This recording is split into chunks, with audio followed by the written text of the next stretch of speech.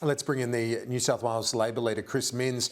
Chris Minns, thanks for your time. What do you make of that move by New South Wales Health? They're only listing some of the exposure sites. Is it simply a symptom of now an outbreak they've lost control of? Well, obviously there are many sites across New South Wales, Kieran, that have potential exposure sites. New South Wales Health are aware of those sites, however, and we believe they should be on the central website. They should be released to the public. Like it or not, even with the volume of cases right across New South Wales, millions of people are relying on those social media networks to determine what the exposure is and what the risk is within their own community. And I can speak to myself. I'm one of them. I went to Woolworths in Hurstville. It's a exposure site. I received a casual contact text message from the New South Wales Health Department, and yet that exposure site isn't on the health website. Look, I think it's a common sense solution to what is a pressing problem. We know they're overworked, but this is necessary in order to get compliance in the community.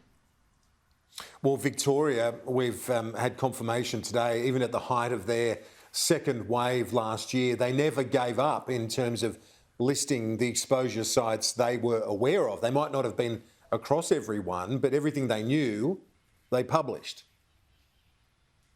Yeah, publishing the information, whether it's the health advice, whether it's exposure sites, even including the roadmap ahead, we think should be released to the New South Wales public. Obviously, there's nobody in this state that the lockdown is not affecting or the COVID pandemic is reaching. So full transparency when it comes to information, we think would help with compliance. We also think it would help with understanding in terms of why the government's making the decisions they're making and the stresses and challenges that they themselves are facing. You see Daniel Andrews implement a curfew, going hard in terms of all various measures like kids' playgrounds and so on. Has Gladys Berejiklian given up, do you think, in the face of these numbers, that she's not now trying to drive them down, that's simply trying to keep the growth as restrained as possible? Well, look, I certainly hope not, and their public communication is that they haven't given up on it. If you look at the Doherty Institute's research, even when it comes to 80% vaccination rates, it really requires a reduction in the reproduction rate of the virus within the community. So we can't give up on it. The stakes are just too high.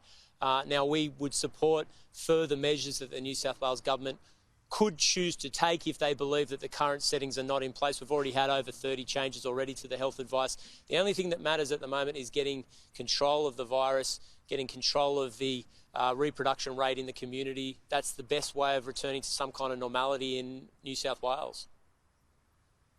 What else does the Premier need to be doing? Should she be going harder, in your view? Well, I mean, at the moment, we're calling for the roadmap to be released. We think that that's important. Now, I'm not doing that so that we can hold the government to some strict account in relation to that, but meeting certain targets and goals are really important in the community understanding when we're going to have freedoms returned to us. Now, if we don't meet those targets or those signposts, it doesn't matter so much. But at the moment, it feels like a bit of a marathon that never ends. It's a really long period to be locked up. And I think the people in New South Wales need to know that if we meet certain vaccination rates, if the level of COVID cases in the community drop to a certain level, certain freedoms will return to us. That's crucial in keeping everybody's spirits up in what is a very, very difficult period in New South Wales at the moment. It sure is. Labor leader Chris Minns, thanks for your time. Appreciate it. Thanks, Kieran.